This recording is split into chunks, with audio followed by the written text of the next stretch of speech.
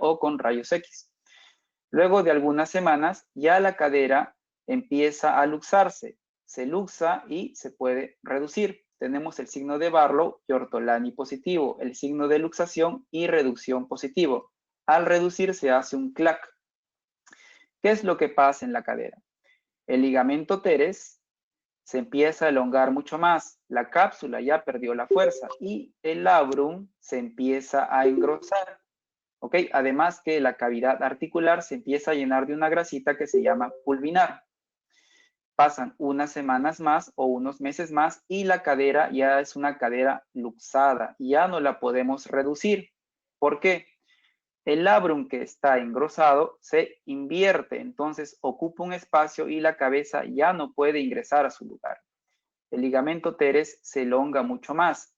La grasa del pulvinar aumenta. Todo esto impide que la cabeza entre. Además, el ligamento transverso también se engrosa. Y ya en pacientes mayores no solamente ocurre eso, sino ocurren cambios óseos. El cuello femoral cambia, se vuelve anteverso, al igual que el acetábulo. ¿Ok? Entonces, son los 4 tipos de la displasia de cadera según su patofisiología. Cómo va avanzando la displasia de cadera, ¿no? ¿Cómo se diagnostica? Entonces, para el diagnóstico, primero empleamos los antecedentes clínicos, ¿no? Familiares con displasia de cadera, si es que tuvo un embarazo podálico, oligohidramnios, ¿no? Todos los factores que pueden dar una predisposición a displasia de cadera. Hacemos el examen físico también, que es muy importante. Yo creo que es lo más importante, ¿no? En realidad. Y también nos ayudamos de exámenes complementarios como la ecografía y la radiografía. ¿Qué es lo que nosotros evaluamos en la consulta? Del recién nacido al año, lo que podemos ver son asimetría de pliegues, que yo creo que es lo más común, pero ojo, solamente el 10 al 12% de pacientes con asimetría de pliegues tienen displasia de cadera, ¿ok? También encontramos limitación de la abducción, es decir, las caderas no se pueden separar bien.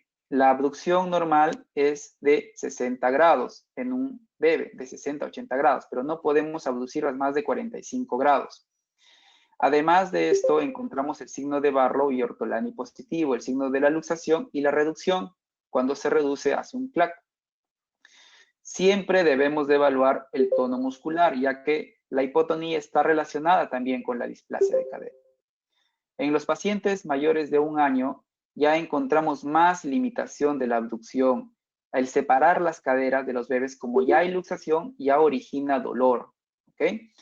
La cadera que está luxada está más acortada, el miembro está más acortado. Encontramos ya un acortamiento del miembro afectado, el signo de Galeazzi positivo. Y además encontramos una marcha claudicante, cojera. Igual, siempre en pacientes hipotónicos tener mucho cuidado. Ya se han presentado varios casos con subluxación o luxación en pacientes en los cuales, como tienen una hipotonía muscular muy severa, no aparece que tuviesen una limitación de la abducción, ¿no? Es porque el tendón de los aductores, como hay una hipotonía muy severa, no pudieran tener una abducción normal, cuando las caderas pueden estar subluxadas o luxadas. Entonces, el signo de Barlow o el signo de luxación, flexionamos la cadera y la aducimos, es decir, la juntamos. Al juntarla, se luxa, ¿no? Porque hay inestabilidad, ¿ok? Cuando nosotros empezamos a separar la pierna, a abducirla, se reduce. Y esto origina el sonido del clac, ¿ok? Entonces tenemos el signo de Barlow y Ortolani positivo, que hace un sonido de un clac. Tenemos acá el signo de la simetría de los pliegues, que puede estar en la parte anterior como en la parte posterior, en los glúteos. Tenemos la limitación de la abducción. No podemos separar la cadera más de 45 grados. Y tenemos el signo de Galeazzi positivo. Al flexionar las caderas y flexionar las rodillas y juntar las piernas, vemos que las piernas no son del mismo tamaño. Es porque hay una luxación, en este caso, de la cadera derecha. En pacientes ya mayores, ¿qué es lo que encontramos? Encontramos cojera, claudicación. Y también encontramos el signo de Trendelenburg positivo. Si es que al paciente le decimos que levante la pierna contraria, la pelvis se oblicua. ¿Por qué? Porque en los pacientes con luxación de cadera hay una deficiencia del glúteo mediano. Entonces, esto no puede contener la pelvis y la pelvis se cae. Tenemos el signo de Trendelenburg positivo. Otra pregunta bastante frecuente. ¿Cuándo la ecografía y cuándo la radiografía? La ecografía la tomamos desde los 20 días hasta los 6 meses. Es el gol estándar en realidad. Preguntarán, ¿por qué a partir de los 20 días? ¿Por qué no antes? Bueno, si al nacer yo tengo un Barlow y Ortolani positivo, ese paciente tiene displasia de cadera, entonces ya tiene que recibir tratamiento. Pero si es que tuviese algún antecedente de importancia o yo detectase signos de inestabilidad, aún no le pediría una ecografía porque la mayoría de las displasias leves se curan por sí solas hasta los 20 días. Y para no sobrediagnosticar, es por eso que pedimos las ecografías desde los 20 días hasta los 6 meses. ¿Okay? Tomamos no solamente la ecografía de Graf, sino también la ecografía de dinámica de cobertura, que es bastante importante. La cobertura debe ser mayor del 50%. La ecografía es muy dependiente del evaluador. El ecografista tiene que saber tomar bien los ángulos, ¿no? Entonces, felizmente en la clínica tenemos un ecografista con bastante experiencia que nos puede ayudar en este examen. Y las placas las podemos tomar a partir de los 3 meses. ¿Qué es lo que nosotros buscamos en las ecografías? En las ecografías medimos el ángulo alfa y el ángulo beta. El ángulo alfa debe ser de 60 a más y el ángulo beta de 55 a menos. De acuerdo a estos ángulos tenemos la clasificación de Graf. Si tenemos un tipo 1 o un tipo 2A, no requiere de tratamiento, solo de observación. Los demás tipos sí requieren de tratamiento. ¿Qué es lo que evaluamos en la radiografía? Esta es una placa de pelvis AP. En la radiografía medimos el índice acetabular. Entonces, este es el cartílago trirradiado. Trazamos una línea entre ambos cartílagos trirradiados que se llama la línea del Hige-Heiner.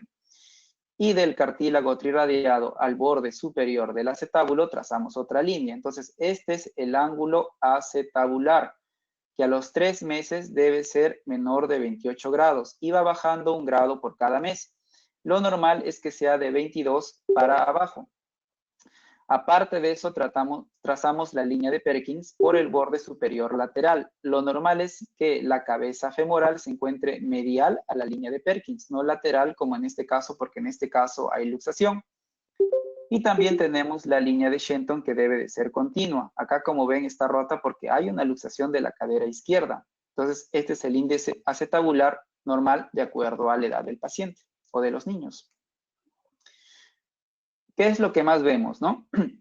Vemos la cobertura. La cobertura es bastante importante porque esto es lo que va a predisponer a una artrosis temprana. Entonces, a partir de los 2 años le damos bastante importancia a la cobertura. ¿Cuán cubierta está la cabeza femoral por el acetábulo? Para esto tenemos el ángulo de Beaver, ¿no? Trazamos una línea desde el centro de la cabeza femoral y otra línea que va del centro de la cabeza femoral al borde superior del acetábulo. Lo normal a partir de los 2 años es que sea mayor de 25 grados. ¿Okay? Tenemos que fijarnos bastante en la cobertura acetabular. También podemos ver el índice de Reimers. Entonces tenemos la cabeza femoral, trazamos una línea en la parte medial, otra en la parte lateral de la cabeza femoral y la línea de Perkins. Tenemos el coeficiente A y el coeficiente B. Dividimos A entre B por 100%. Lo normal es que sea menor de 33%, porque si fuese mayor de 33% estaríamos hablando de una subluxación, una falta de cobertura de la cabeza femoral. Nos importa bastante la cabeza femoral y ya les voy a explicar más adelante por qué. Aparte de esto, ¿cómo podemos clasificar la displasia de cadera? Entonces, esta es una clasificación radiológica, es la clasificación de Tonis, que nos va a hablar de cuán grave es la displasia o la luxación de la cadera. Entonces, Tonis 1 solamente displasia. Tonis 2 ya empieza a haber una subluxación. Tonis 3 ya hay una luxación y Tonis 4 hay una luxación severa. Y además tenemos acá también los valores límites normales del índice acetabular de acuerdo a la edad, ¿no? Tanto en niñas como en varones, pero en realidad deben de saber que a los 3 meses, 28 grados, y poco a poco, mes por mes va bajando 1 grado, y lo normal es llegar a 22 grados a partir del año y medio. ¿Cuándo tomamos las placas de von Rosen o de Lowenstein, no? Porque ustedes ven bastante que pedimos placas le dicen placas pediátricas, y siempre le toman 2 o 3 proyecciones, y a veces pues no requerimos de la von Rosen o del Lowenstein, solamente de la pelvis AP nada más, ¿no? Para evitar sobrerradiación también. Entonces, el test de von Rosen es separar las caderas, separamos las caderas a 40 grados y damos rotación interna. Acá les tengo un ejemplo. Por ejemplo, esta es una displasia bilateral con subluxación de la cadera izquierda y la cadera derecha. Al hacer el test de von Rosen vemos una buena reducción de ambas caderas. Este es otro caso.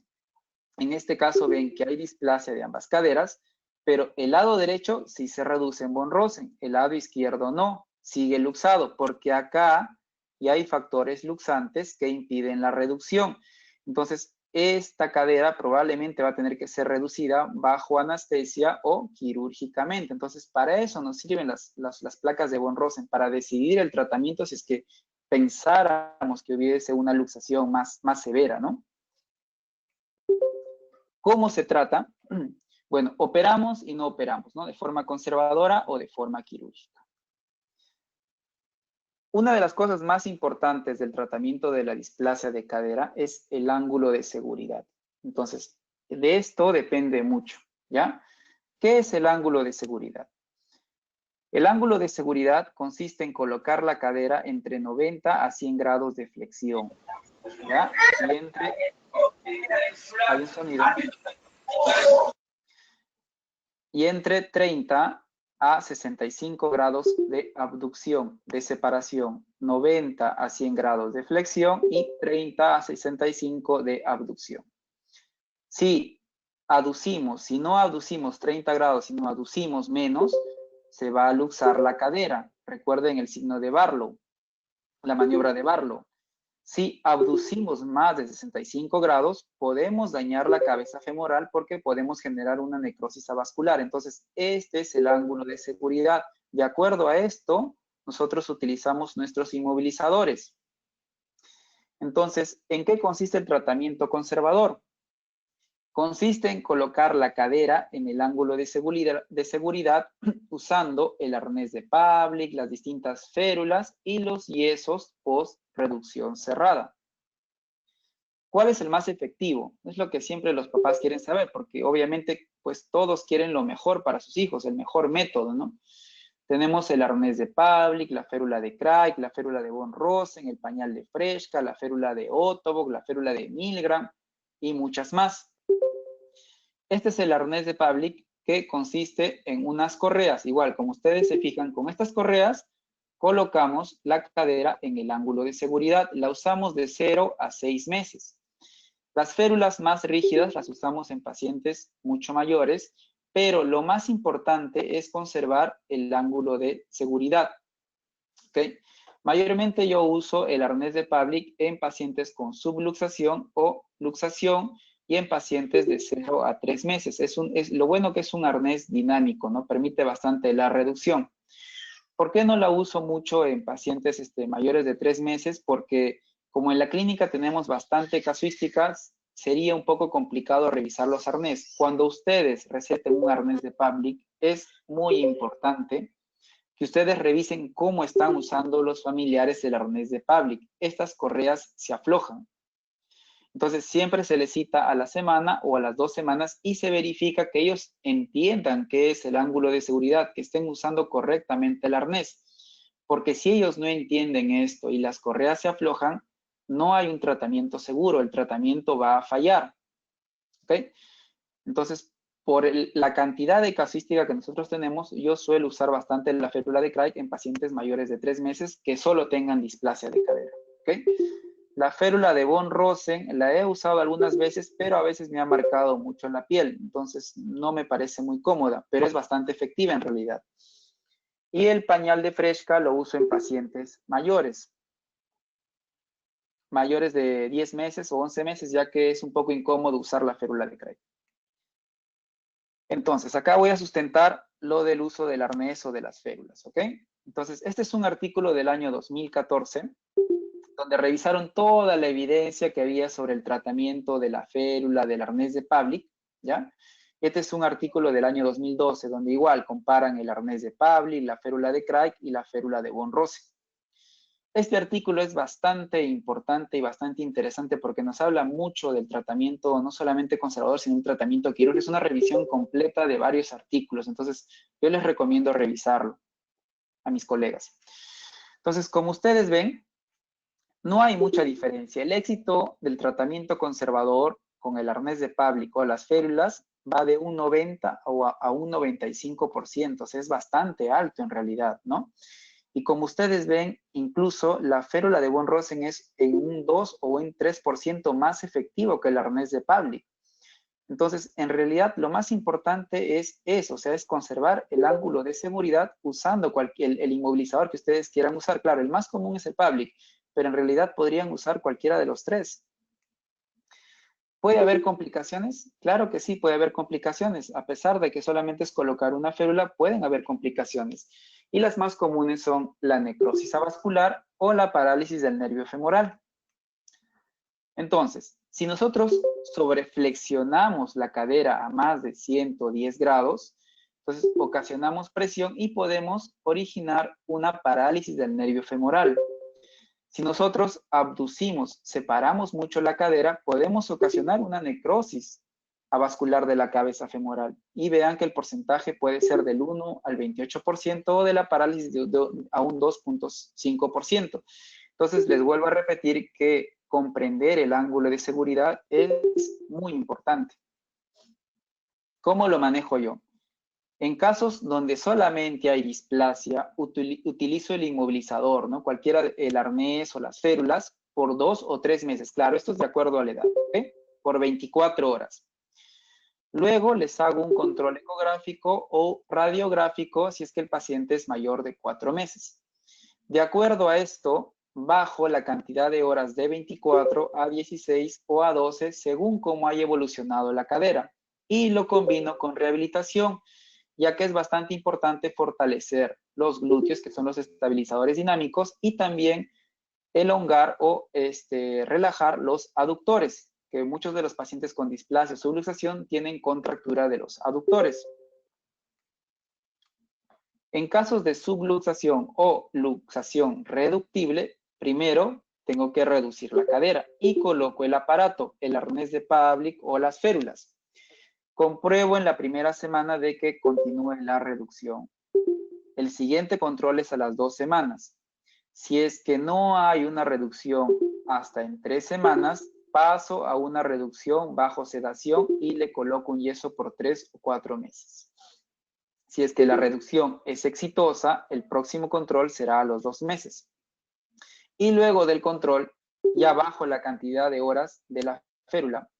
Puedo bajar de 24 a 16 o a 12 de acuerdo a cómo haya evolucionado la displasia. Y le doy de alta al tener los ángulos normales y el paciente caminando. ¿Cuándo usamos el yeso pelvipedio? El yeso pelvipedio lo usamos luego de una reducción bajo anestesia cuando no hemos podido tratarlo con un ortético o en pacientes mayores de 1 año que tengan inestabilidad. Entonces, acá va el examen clínico, que es muy importante. El examen clínico es muy importante para dar el tratamiento de displasia cadera. En pacientes con inestabilidad tenemos que colocar yesos. El yeso, el uso mínimo es de 3 meses. La artrografía es un examen que nos ayuda bastante a comprender cuán reducida está la cadera, nos ayuda a decidir el tratamiento, ¿no? Si es que va a ser conservador o quirúrgico.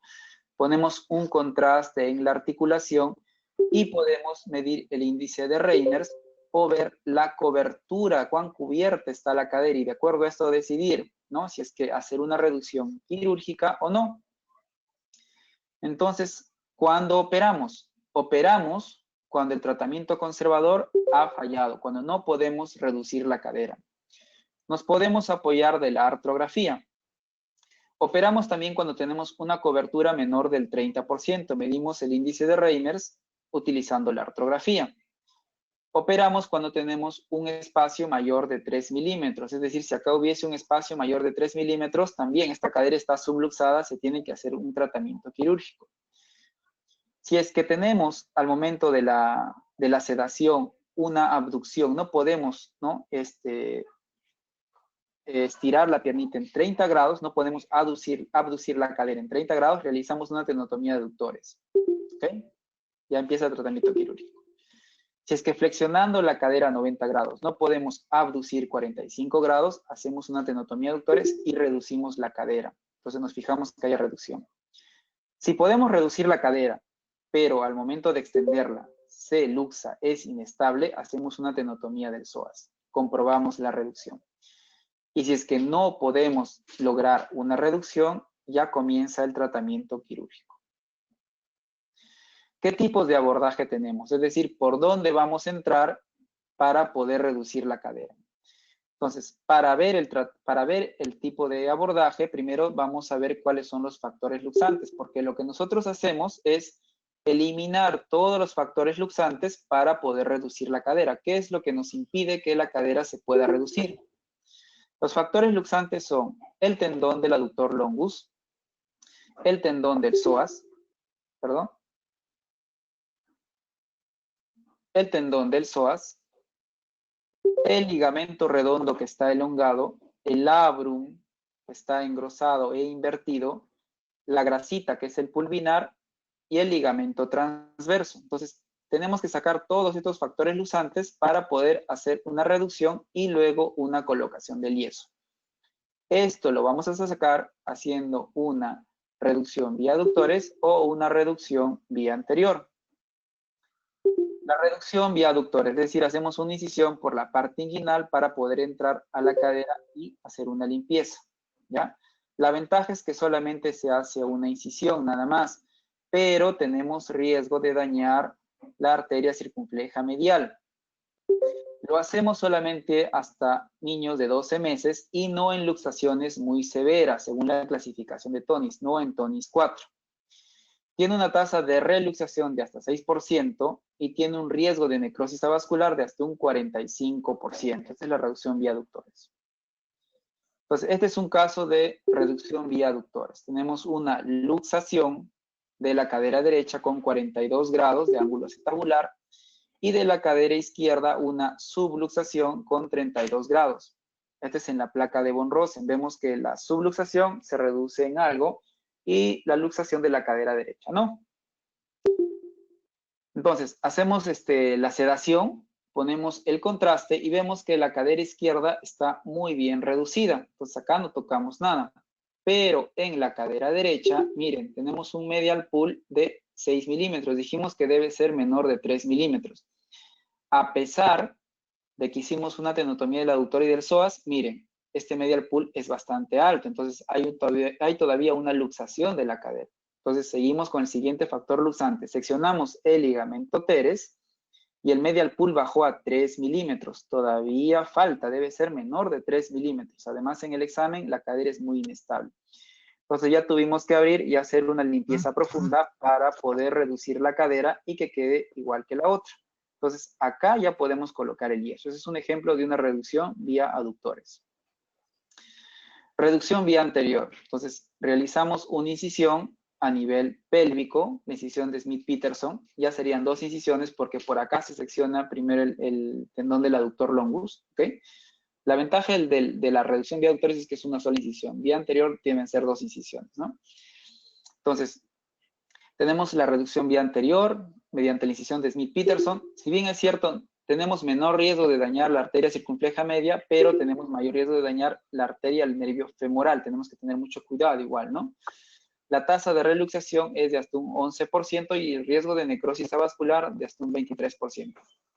En la clínica mayormente lo realizamos o en luxaciones muy altas o en pacientes mayores de 1 año. En la clínica nosotros tenemos bastante experiencia con la reducción de aductores. Tenemos una escuela que nos forma también en reducción vía aductores. Manejamos 2 tipos de reducción. Bueno, ¿qué hacemos con el acetábulo? El acetábulo es displásico, es plano. Entonces tenemos que rehacerlo, ¿no? Nosotros tenemos que hacer un acetábulo que pueda sostener la cabeza femoral. Entonces hacemos las techoplastías, ¿no? En este caso tenemos la techoplastía de Salter, que es una techoplastía de reorientación pélvica. Claro, primero tenemos que reducir la cadera.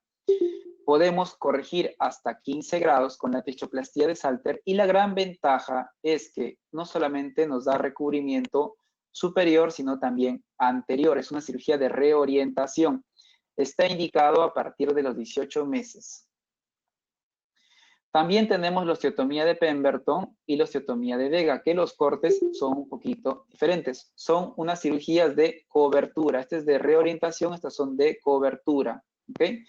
Igual, primero reducimos la cadera. Acá podemos conseguir más de 15 grados, ¿ya?, de corrección, pero debemos de tener cuidado de no sobrecorregir porque podríamos ocasionar pinzamiento. ¿Qué hacemos con el fémur? Entonces, a veces hacemos la liberación extensa de todos los componentes luxantes, pero cuando hay luxaciones muy altas, no entra la cabeza femoral. Entonces tenemos que hacer osteotomías. A veces tenemos que seccionar parte del fémur para que la cabeza pueda entrar al acetábulo. Se llama osteotomía femoral. O también a veces, como hay un cambio ya estructural en la parte ósea, se llama coxa valga, debemos hacer a veces una osteotomía incluso varizante para poder reducir, ¿no? La osteotomía se hace a nivel subtrocantérico. Entonces podemos corregir la rotación de 15 a 30 grados y también podemos varizar hasta 120 o 135 grados para poder lograr una buena reducción. La combinación de la reducción vía anterior, la osteotomía femoral y la techoplastía le llamamos en la clínica cirugía de 3 tiempos, pero podríamos simplemente decir, bueno, las tres cirugías, nosotros le llamamos cirugía de 3 tiempos, ¿no? Entonces, la combinación de la reducción vía anterior, la osteotomía femoral y la techoplastía. Está indicado a partir de los 18 meses. La inmovilización no debe ser más de 2 meses porque puede generar rigidez articular en la cadera. Tenemos menor riesgo de reluxación ya que tratamos los 3 componentes de la luxación y tenemos que tener un equipo que tenga bastante experiencia ya que es una cirugía bastante compleja. En resumen, sobre el tratamiento quirúrgico. El tratamiento quirúrgico hasta los 18 meses, mayormente solamente son partes blandas, ¿no? Sacar los factores luxantes. Hasta el año lo podemos hacer por reducción vía aductores, a partir del año o en luxaciones muy altas por vía anterior. Y a partir de los 18 meses no solamente nos ayudamos de la reducción, sino también lo podemos combinar con osteotomías femorales y osteotomías pélvicas de acuerdo al grado de inestabilidad que tenga la cadera. Lo más importante es cuán estable queda la cadera. La detección es bastante importante. Entonces tenemos acá la figura de un iceberg, ¿no? Casi la mayoría está acá, en displasia de cadera, ¿no? Entonces no lo vemos en el examen clínico, solamente lo vemos en exámenes complementarios, solamente hay displasia, ¿ok? Es muy importante detectar tempranamente porque lo que a veces ya vemos son caderas luxadas o subluxadas que ya originan cojera y eso es lo que no queremos, ¿no? Mientras más conservador sea el tratamiento, es mejor para el paciente. Entonces, lo ideal es tratar de diagnosticar acá en displasia, hacer una detección temprana. ¿Qué rol tiene la terapia física? Entonces, mejora los estabilizadores dinámicos de la cadera. No solamente es poner la cabeza femoral en el acetábulo, sino también es trabajar en la parte muscular, ¿no? ¿Ya? Entonces, esos son los estabilizadores dinámicos. También mejora la marcha del paciente. Recuerden que la marcha también estimula el desarrollo acetabular y mejora la movilidad articular temprana en los pacientes posoperados o post-reducción cerrada en los yesos. Entonces, en este punto, le vamos a dar 5 minutos al licenciado Puma para que nos pueda hablar un poquito más, ya que él trabaja con rehabilitación sobre estos 3 ítems. Por favor, le abrimos el micrófono y le escuchamos para que yo pueda seguir con la charla. Licenciado Puma, ya le abrí el audio.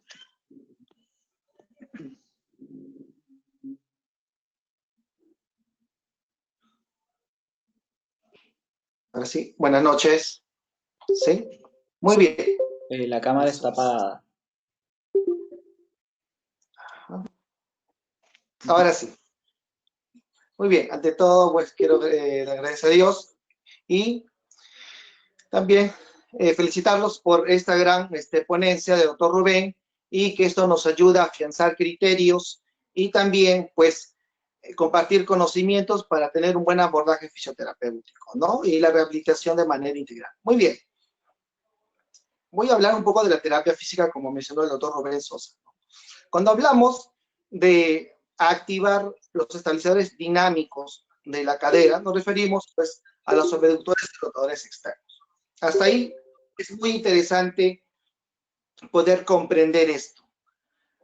Lo que sí tenemos que hacer es lo siguiente, es comprender también que estos músculos que estabilizan la cadera trabajan en coordinación con otros grupos musculares y otras estructuras, ¿sí?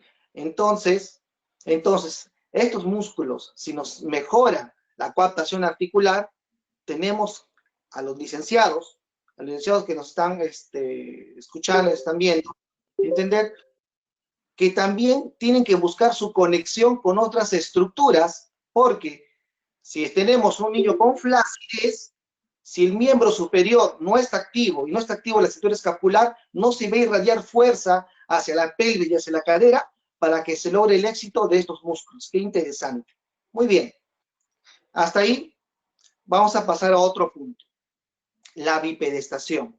El inicio de la marcha nos ayuda mucho al moldeado del acetábulo, pero no la marcha porque por la edad o por la verticalidad, sino por la influencia de esta marcha y la presión negativa que se ejerce en la cadera, la cual nos va a ayudar a formar el techo. Qué interesante. Y ahora sí, si retrocedemos un poco en la marcha, podríamos decir que los entrenamientos para los licenciados que trabajan con bebés, ¿no? Que trabajan con ese tiempo en el que se intercala el uso de la férula, las 12 horas, con la rehabilitación en su tiempo, ¿no? Y los consejos a los padres para los ejercicios.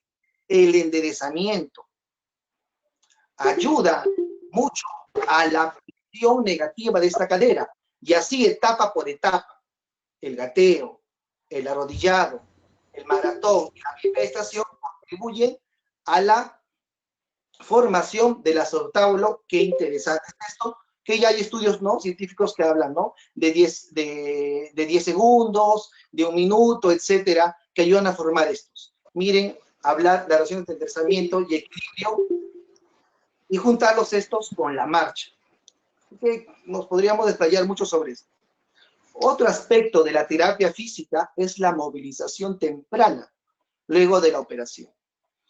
Aquí déjenme demorarme un poquito, por favor, y quiero decirles a los licenciados que si no hay movimiento consciente, el trabajo conservador solamente va a ser como tal. El movimiento consciente nos va a ayudar a cumplir los fines que son activar los estabilizadores de cadera.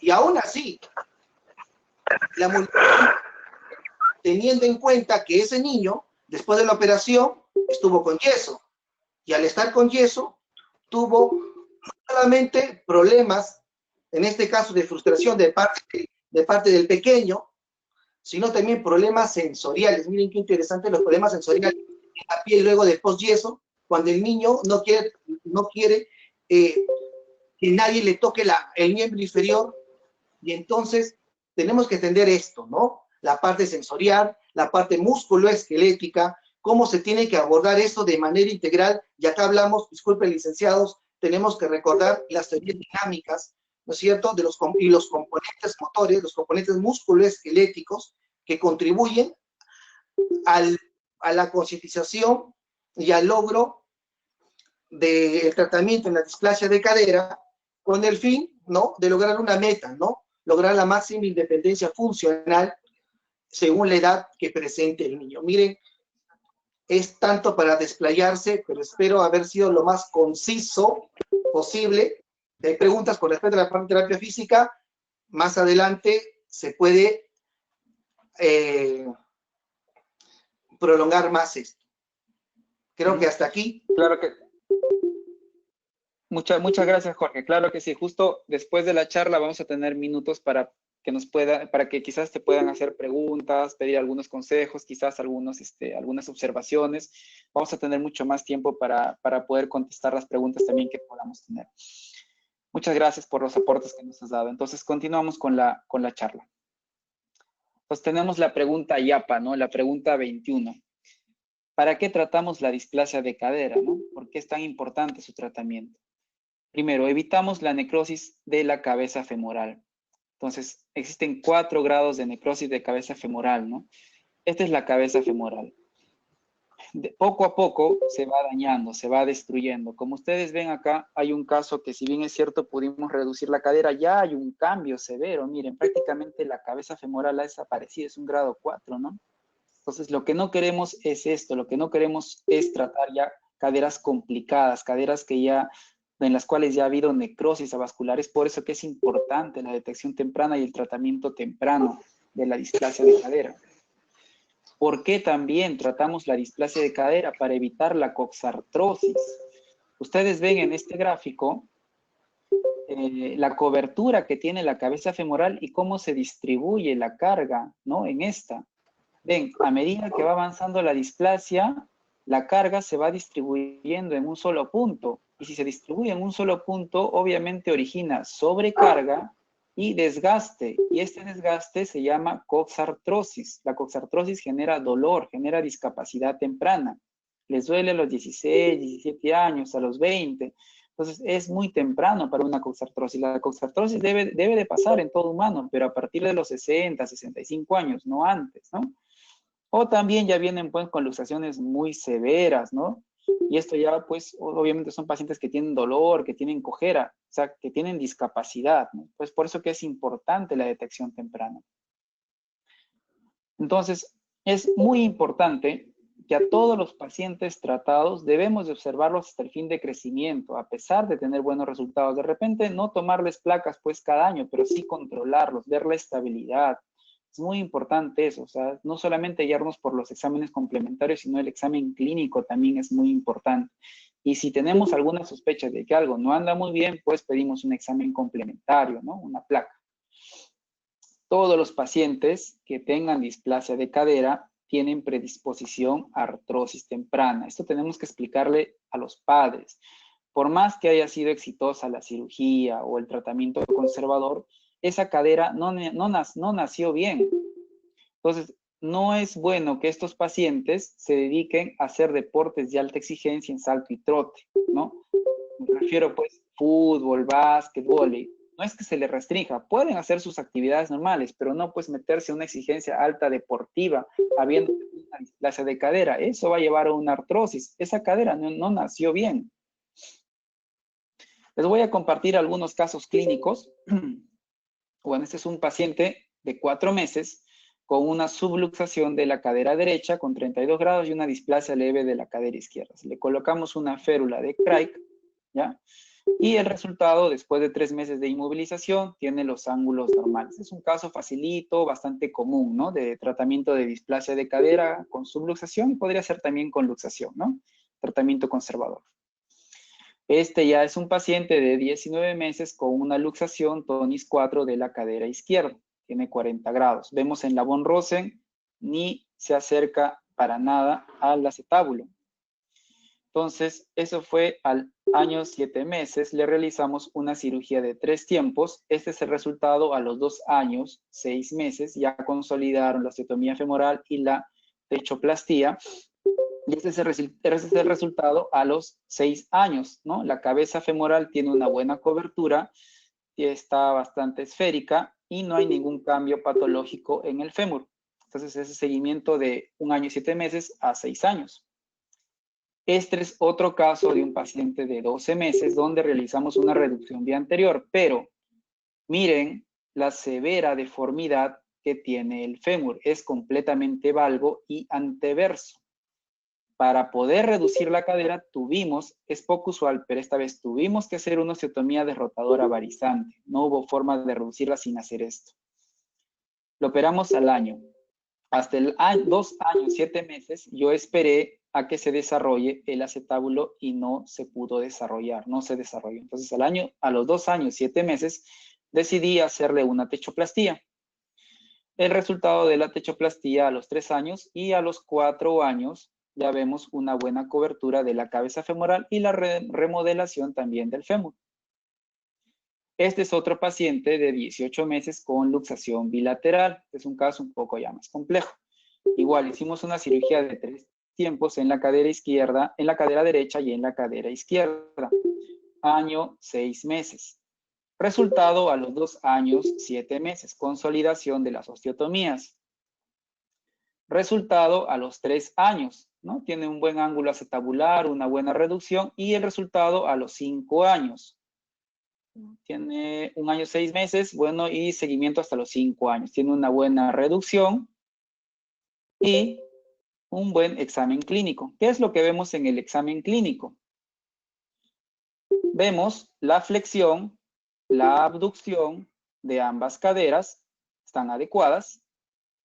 Vemos la simetría, ambas piernas son del mismo tamaño. Ese es el paciente postoperado a los 5 años. Simétricos. Evaluamos la fuerza. Vemos la fuerza del psoas. Vence la gravedad y la carga que yo le doy en ambas caderas. Tiene unos buenos abductores y tiene unos buenos aductores. ¿Ok? Parte del examen clínico que hacemos en los pacientes postoperados. Muchas gracias por su atención. Estas son mis redes sociales. Esta es mi cuenta en Instagram. Esta es mi cuenta en Facebook para cualquier pregunta que puedan tener. Quisiera dar un saludo fraterno, un saludo cordial a mis colegas de la Clínica San Juan de Dios y a nuestros residentes. Ojalá que pronto ya pueda acabar esta cuarentena, ¿no? Y poder encontrarnos, operar juntos, ¿no? Entonces, un saludo fraterno a todos ellos. Quedo atento a sus preguntas, pero le vamos a dar, por favor, el micrófono al doctor Morán para que pueda dar algunos aportes que quizás yo haya podido obviar y pueda complementar mejor nuestra charla. Gracias. Muy buenas noches, gracias por la invitación hacia mi persona. Un saludo a todos. Muy excelente la exposición, maestro Sosa. Bueno, y como Gracias. estoy leyendo en las preguntas, hay muchos médicos que son nuevos, también veo padres de familia, en la cual se tiene que recalcar que cada paciente es un paciente individual. En segundo lugar, que el examen físico cuando realicemos muchas veces vienen pacientes derivados y estas más casuísticas se encuentran en San Juan de Dios, donde nosotros laboramos. El examen físico no debe ser solamente de la cadera, debe ser de todo el aparato físico, musculoesquelético, ¿no? Porque muchas veces hay pacientes, por ejemplo, que vienen con hiperlaxitudes articulares y son los más difíciles en mejorar.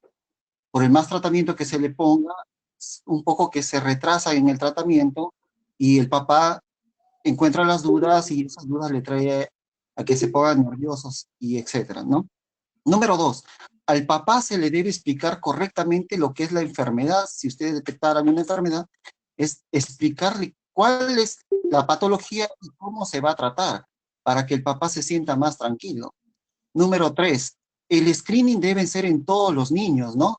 Como se dijo el maestro Sosa, una ecografía se tiene que realizar, se puede realizar a partir de los 20 días, otros dicen a los 30 días, tiene que ser una ecografía dinámica, pero en sí la radiografía se debe realizar a los 3 meses de vida, ¿no?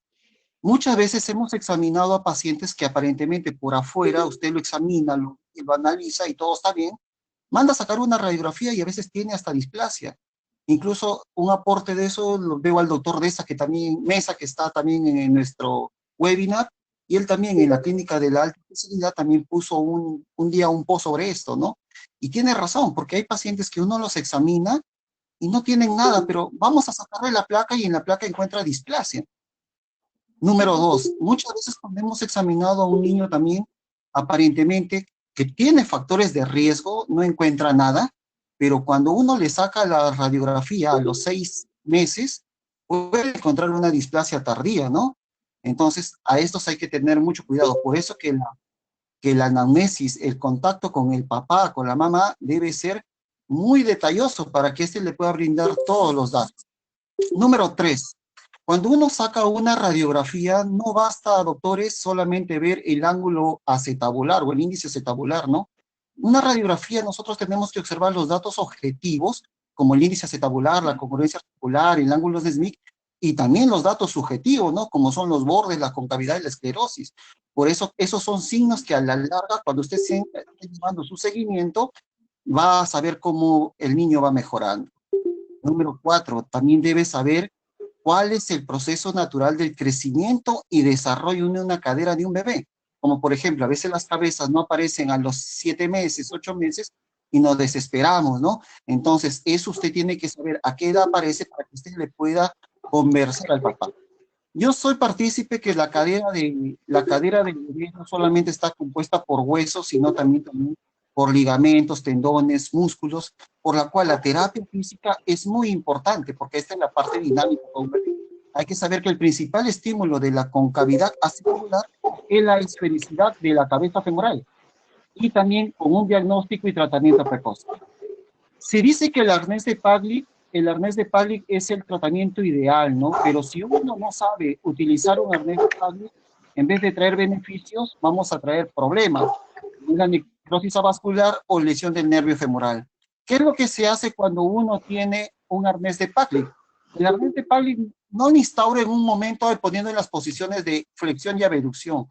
Lo que yo hago en los 2 primeros días es que el niño se vaya adaptando a las correas y le explico al papá que poco a poco vaya jalando las correas hasta llegar a la posición. Claro, antes le hemos explicado al papá cómo debe ser la posición y hasta cuánto debe llegar. Y se evalúa a los 7, 15 días. Muchas veces, cuando uno usa un arnés de Pavlik, debe utilizar el arnés de Pavlik y sacar su primer control a las 3 semanas. Hay que diferenciar que hay una cadera dislocada y hay una cadera displásica. En la cadera displásica seguimos con el arnés de Pavlik y sacando el estudio de ultrasonido o rayos X, que es lo principal para poder ver la mejoría. Si ya vemos a las 3 semanas o una semana más que el arnés de Pavlik en una cadera dislocada no ha mejorado, ya es cambiar el tratamiento, ¿no? Entonces, número 3, en un niño más grande que aparece, también nosotros utilizamos los termoplásticos. Yo preferencialmente trabajo con el arnés de Cray porque permite que el papá no lo esté sacando y poniendo a cada rato, porque el papá lo saca por cambiarle el pañal o a veces alguna erosión de la piel. Entonces, eso permite los agujeros que tiene, que el papá pueda cuidarlo, limpiarlo, asearlo. Entonces, es necesario que ustedes cuando apliquen un ortésico para un bebé, sepan por qué lo utilizan, cómo lo utilizan y el por qué lo utilizan, ¿no? Para no llegar a una cirugía como se puede ver. Ya cuando el niño tiene factores de riesgo, ya como le digo, la hiperlaxitud, puede hacer que nosotros veamos un desarrollo que sea un poco tardío, o puede ser que no hay una mejoría, pero hay que tener en cuenta que esos son pacientes de tipo especial, ¿no?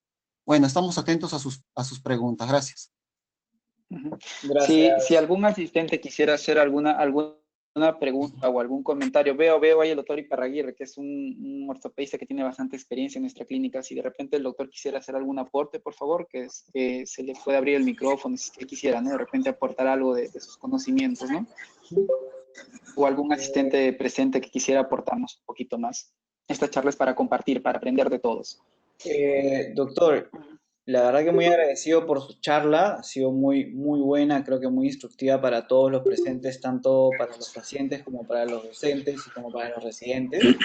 En el panel también tenemos al doctor Lautaro Campos, doctor de Chile. Él es el jefe de la unidad de ortopedia infantil de su hospital. Un gusto tenerlo, doctor Lautaro. Si desea dar unas palabras, mucho gusto, doctor. El micrófono. Yo creo que podemos de repente ir pasando unas preguntas. No sé si Jorge me puedas ayudar con las preguntas de la charla como para iniciar. Sí, claro. Antes que nada, felicitarlos a los doctores por su charla, por transmitirnos su experiencia. Gracias. Muy valiosa para nosotros. Y hay algunas preguntas de los asistentes, hay algunos padres de familia. Les voy a transmitir la pregunta, ¿no? El señor Cristian Cereceda pregunta acerca de su niña que tiene 1 año y 3 meses. actualmente está usando el yeso H3 y su duda es acerca sobre si ella está durmiendo de costado o quiere dormir boca abajo, si es que esto es nocivo para el tratamiento, ¿no? No es nocivo nada, no es nocivo para nada, porque es un yeso de deambulación, ¿no? Que a veces se usa pues en caderas muy inestables, ¿no? Doctor, yo tengo acá acá tenía una pregunta acerca de el retiro. Hay una persona que pregunta por Facebook que tenía un niño que le han colocado placas y que ella pregunta a los cuánto tiempo se debería de retirar esas placas en el caso de operarlo con estos dispositivos. Ya. En los niños, la diferencia que con el adulto es que ellos tienen el periósteo bien grueso. Entonces, si es que colocamos placas y se deja pasar mucho tiempo, digamos, pues un año, 8 meses, quizás se empieza a cubrir por el periósteo. Entonces, después se complica un poco el retiro de las placas, ¿no? A veces vienen muy descuidados y tenemos que romper un pedacito el periósteo, el hueso, para poder retirar las placas y los tornillos. Entonces, se puede retirar a partir del 6º mes, ¿no? Porque hay diferencia que con el adulto. El periósteo es mucho más grueso, ¿no? Ok. A ver, acá, doctor. Cristian, Sí, tenemos al doctor Alfonso Mesa, que está pidiendo poder aportar a la charla. a ver, Claro, le abro el... por favor. Muy buenas noches, a doctor. todos. Es un gusto poder estar con ustedes en su webinar. Para mí, pues realmente es bastante interesante el ver que estamos trabajando de la misma forma en todas partes, ¿no? Ustedes en su trinchera haciendo el mismo manejo que nosotros acá en México. Pero un punto que me dio mucho gusto escuchar del doctor es que a todos los niños se les está haciendo la radiografía. Nosotros hemos podido alcanzar el grado de tener que hacerlo por ley a todos los niños en lo que es la detección oportuna entre los primeros 3 meses de vida. Y eso nos ha ayudado a que podamos detectar a estos pacientes y ya prácticamente el número de cirugías con reducciones abiertas, osteotomías, cotiloplastías han ido descendiendo porque prácticamente el 85% de los pacientes están siendo tratados ya sea con un arnés o con algún otro tipo de aparato abductor. A eso vamos todos enfocados, a la detección oportuna. Eso es lo que yo quería comentar. Y aquí ya lo logramos. En México nos pudimos poner de acuerdo entre todas las sociedades de ortopedia y por medio de un legislador se hizo todo esto y actualmente ya es ley en México. Tener que hacerle radiografía al niño a los 3 meses. Gracias. Muchas gracias, doctor. Un gusto para nosotros tenerlo presente en la charla. Muchas gracias. Saludos desde Perú hacia México. Muchas gracias. Saludos. Doctor, acá hay una pregunta acerca de la férula de Estrella. Lo que pasa es que están llegando bastantes preguntas. A ver, menciona acerca de un paciente que lo ha utilizado durante un año, de la férula de Estrella. Se me corre la pregunta. Denme un segundo que la vuelvo a buscar. Acá menciona, tiene una niña... Sí, tiene una niña de 11 meses ya utilizando 5 meses de férula Estrella. Ella gatea y se para. ¿Ese tipo de movimientos están permitidos con la férula de Estrella? O sea, la ventaja de la férula de Fresca, como es una férula un poco más rígida, o sea, lo más importante que yo quiero que ustedes entiendan, que lo más importante es el ángulo de seguridad, es conservar el ángulo de seguridad. La ventaja de la férula de Fresca es que igual, o sea, lo pueden cargar como ellos quieran, a veces quieren gatear porque son niños grandes, pero mientras mantengan la cadera en un ángulo de seguridad, no le retiren la férula, por mí yo pienso que no hay ningún problema, ¿no? Obviamente, pues que no se paren porque se pueden caer, se pueden lesionar, pero si hablamos de la cadera, mientras mantengan la cadera en el ángulo de seguridad, no tendría por qué haber ningún problema. Perfecto. Acá hay una duda creo que es una madre de familia, me parece importante. Tiene una niña de 3 años, la cual ha usado durante 1 año y 7 meses de la férula de Fresca y ya le dieron de alta, según lo que cuenta. Y lo que le preocupa es que la cadera aún hace o tiene un clic, un clic, supongo que de reducción, ¿no? Acerca de eso, doctor, ¿qué podría recomendarle? Sí, no todos los clics, ojo, no todos los clics son patológicos. O sea, el CLAC, el signo de Barlow y Ortolani positivo, ese sí que preocupa porque es una cadera luxable, ¿no? Pero los clics muchas veces son por hipotonía, ¿no? Pueden ocurrir en la rodilla, en la cadera, entonces probablemente sea que tiene hipotonía y que, bueno, tiene un poco más de rango de movilidad de lo adecuado, pero si es que le han dado de alta es porque ya tiene, pues, los rangos, los ángulos normales, ¿no? Entonces yo, bueno, no he evaluado al paciente, pero diría que solamente reforzar un poco con terapias, nada más, ¿no? Doctor, disculpe. Pero no preocuparse por todos los clics. Doctor, disculpe. También hay que decir a los participantes que las férulas que son rígidas solamente están hechas para que el niño esté sentado o echado, pero las que son dinámicas, esas sí son para que puedan caminar.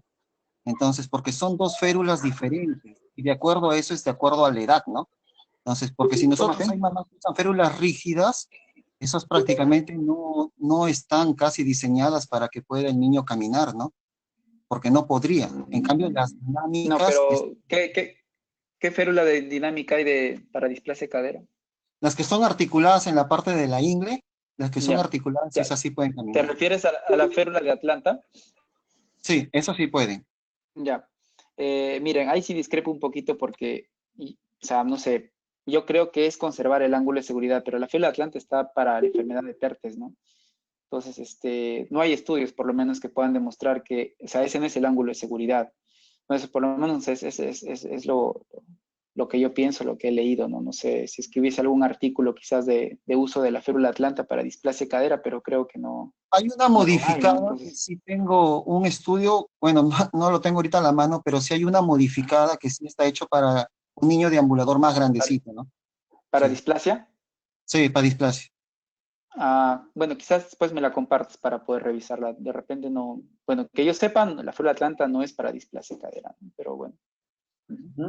Acá, doctor, hay una pregunta, bueno, en realidad hay varias preguntas acerca del uso de la férula, creo que si no me equivoco, el enyesado del H3, pero creo que ya lo ha contestado acerca de que no afecta el tema de la posición a la hora de dormir.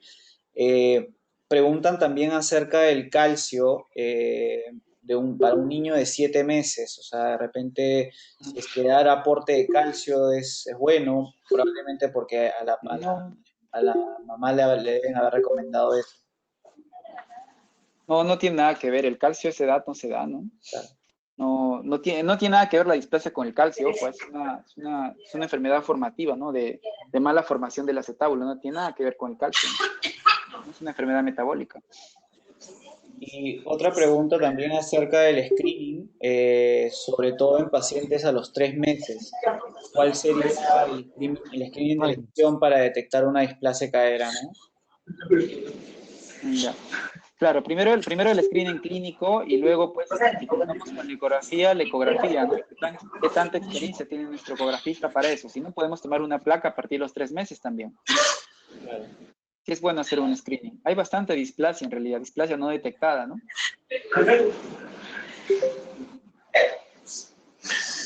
Doctor Sosa, debido a que hay bastantes padres de familia aquí, ¿cuál usted cree que sean los signos más importantes que se deben ver en los niños, en los recién nacidos, en los infantes, lactantes, para que le llamen la atención, sean signos de llamada de atención para recurrir a un especialista? Ya, los factores de predisposición es uno de los más importantes. Primera hija, mujer. ¿Ya? Primera hija, mujer. Ojo. Luego, antecedentes de displasia en la familia. Comenzamos primero con los antecedentes. ¿Okay? Problemas que haya habido en el embarazo, ¿no? Podálico, o sea, cualquier factor que haya ocasionado mayor presión intraútero en la cadera. Por esto no se desarrolla bien el acetábulo. Luego, en el examen clínico, vemos bastante también nosotros lo que es la inestabilidad, pero eso ya es de parte del examen clínico. Nosotros tenemos que saber evaluar a los pacientes, ¿no? Saber evaluar cadera por cadera, porque a veces también hay que saber evaluarlas en realidad. Podemos ver que el rango es normal, pero al evaluarlas bien, vemos alguna diferencia del rango de abducción en cada cadera, ¿no? Pero yo diría, primera hija, mujer, algún problema que haya habido durante el embarazo, hay que hacer un screening en realidad, ¿no? Y vemos que es, o sea, de cada recién nacido, hay 100 pacientes que tienen, o sea, perdón, de cada 100 recién nacidos hay un paciente con displasia de cadera, entonces es bastante frecuente, ¿no? Doctor, acá hay una señora, una mamá desde Huancayo, que menciona que estuvo su hija con 6 meses con una férula de Craig, luego la variaron a el uso de pañal de Estrella por 6 meses y también le han hecho terapia física. Yo creo que ha sido todo un año de tratamiento, pero luego no ha podido venir por el tema de la pandemia y ha estado realizando terapias. En el caso de la niña que ahora tiene 1 año y 10 meses y no ha completado terapias y ya comenzó a caminar, de repente, ¿qué recomendación se podría dar? ¿Continuar con las terapias que le han dejado el pañal? ¿O qué podría Es hacer? que depende de los grados que depende de los grados que ella tenía. Si tiene un ángulo acetabular adecuado, no tendría por qué, porque la marcha también, ojo, la marcha también, como lo ha dicho Jorge, pues fortalece, ¿no?, los estabilizadores dinámicos, causa presión negativa y también desarrolla, por ende, el ángulo acetabular. No sé si Jorge quisiera dar algún aporte de ese aspecto, que es su área, ¿no?, de rehabilitación. Algunos ejercicios para fortalecimiento de glúteos, quizás elongación de aductores, ¿no? Sentadillas. ¿Eso le podría ayudar, Jorge?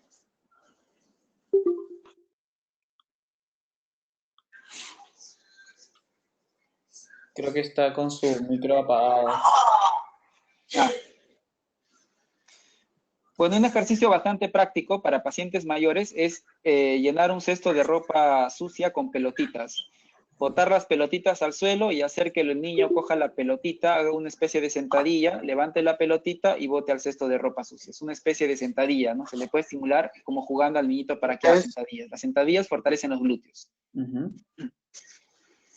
Creo ahí está Jorge para que pueda conversar. Buenas noches, ¿sí? ¿Se me ve? Sí, Ya, Jorge, ¿qué algunos tal? ejercicios que puedan hacer los pacientes en casa para fortalecimiento de los glúteos, ¿no? Para la displasia. Claro, siempre hay que recordar qué tanta estabilidad tiene este niño. Creo que es una niña de año 2 meses, creo. No recuerdo bien la edad, pero hay que recordar. Año 10 meses. Hay que tener entonces la edad del niño, uno, y el otro, qué tanta estabilidad tiene en la bipedestación. Por ejemplo, si puede pararse de manera equilibrada, sin necesidad de agarrarse la pared, podría caminar de costado, ojo, caminar de costado, llevando una pelota o sin una pelota, caminar de costado, ir y regresar. Uno.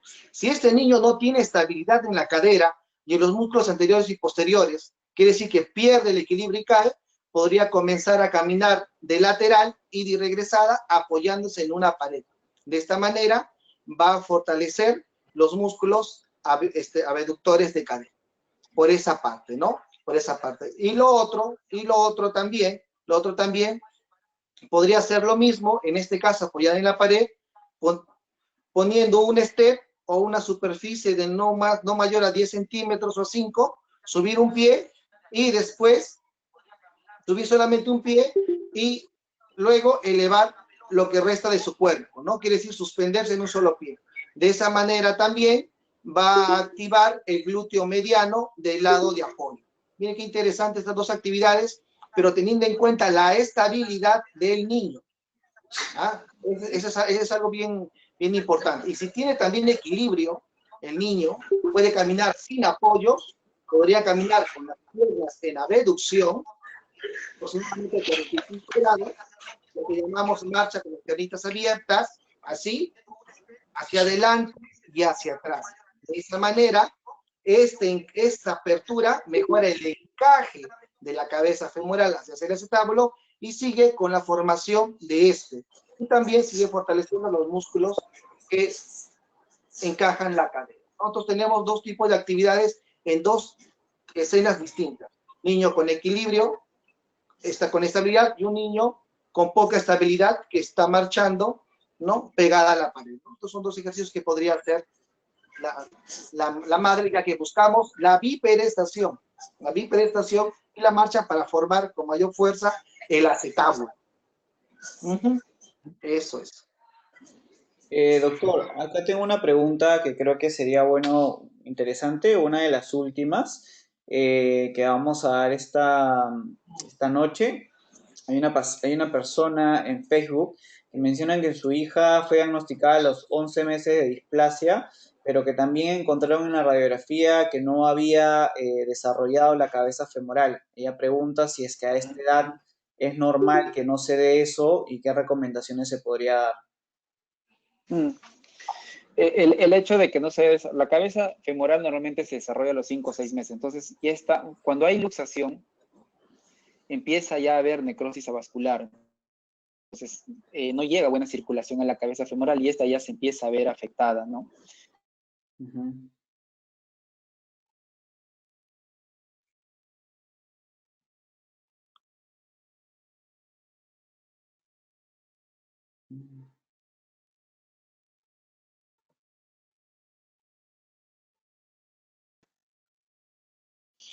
De nuevo, rectificarles mi agradecimiento a Cristian por incluirme en los webinars del hospital. Muy importante toda la información que han vertido el día de hoy en todos los asistentes y nada, esperarlos en los próximos webinars que tenemos para compartir con ustedes. Jorge, ¿qué tal? ¿Cómo Listo. estás? Disculpen, se Bueno. cortó. Sí, justo lo que dijo Jorge, doctor Sosa, sus últimas palabras para ya ir despidiendo toda la charla. Bueno, muchas gracias a ustedes por la invitación. Quisiera agradecer bastante al doctor Morán